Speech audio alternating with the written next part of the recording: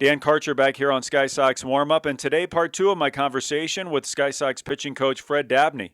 In part one, I talked to Fred about his selection to the Pacific Coast League All-Star coaching staff, got his take on the job his pitching staff has done during the first half of this 2015 campaign, and asked him what it's been like trying to adjust to the altitude.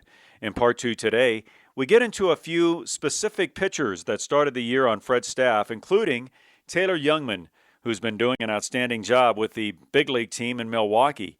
And I asked Fred what has made the difference in the Taylor Youngman we're seeing now and the one who began the season with the Sky Sox. Well, obviously, he's bringing something different to the table. He's on the third base side of the rubber. We made that adjustment last year, about 6 or 7 starts into his AAA season last year.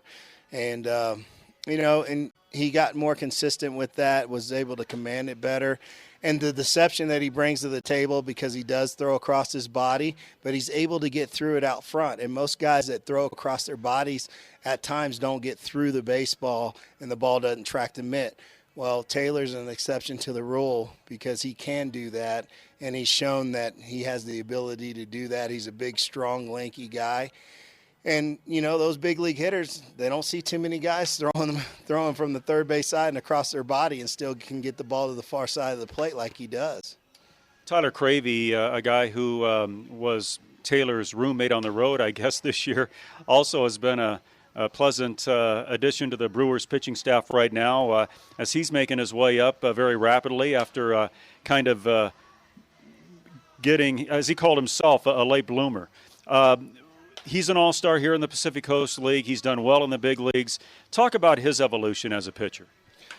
Earlier on, like Tyler said, he kind of evolved late. He was kind of flying under the radar a little bit, started showing flashes. But one thing Tyler did at the lower levels was he was averaging a strikeout an inning. And, little things like that you look for in a pitcher, that he has those types of pitches that, he can strike guys and get swings and misses on. And he was always averaging a strikeout an inning at the lower levels. And then, he just kept evolving and kept working and taking the ball when people asked him to take it and showcased his skills and showed people that he's a big league pitcher. In any capacity. He could start, he can relieve, he can do a lot of things, and he's been a really bright spot for us in Colorado Springs and us as a Milwaukee Brewer organization. In closing, Ariel Pena has made the transition from being a starting pitcher to a reliever. How, in your eyes, has that gone for him? Earlier on, he also was a guy that was a little inconsistent. I think he was trying to do too much.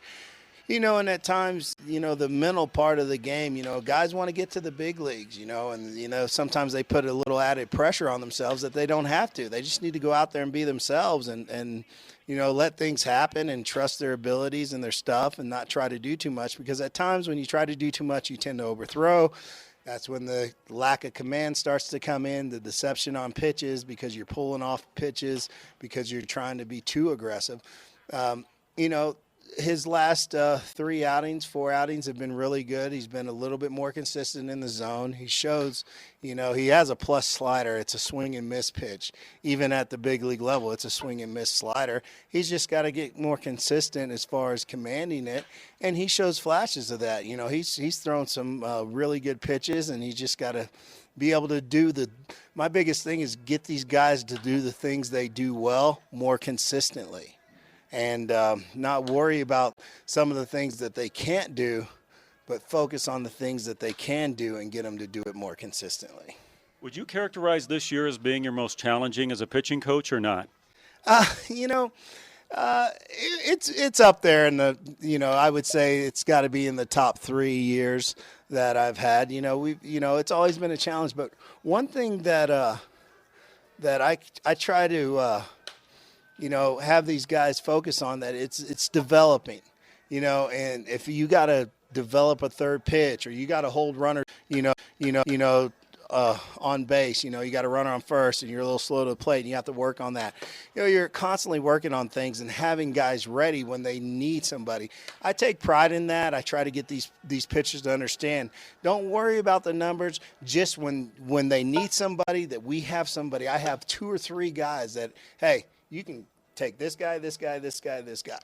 You know, and that's the biggest thing that we have to do, especially at the AAA level, is when the big league club needs somebody, we have somebody ready, no matter what the numbers look like. Tyler Thornburg, a couple of years ago, he was 0-9 in this league, throwing the ball very well. Things weren't going his way. He got called up and had an extremely good season up there.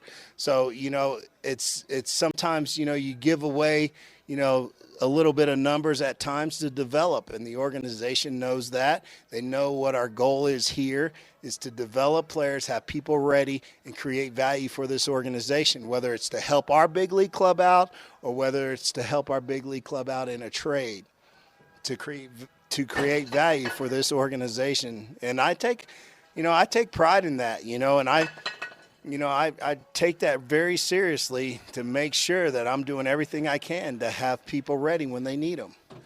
Well, congratulations once again on the All-Star selection, and thanks as always for the visit. Thanks a lot. Have a good one. That is Fred Dabney, Sky Sox pitching coach. More to come on Sky Sox Warmup right after this.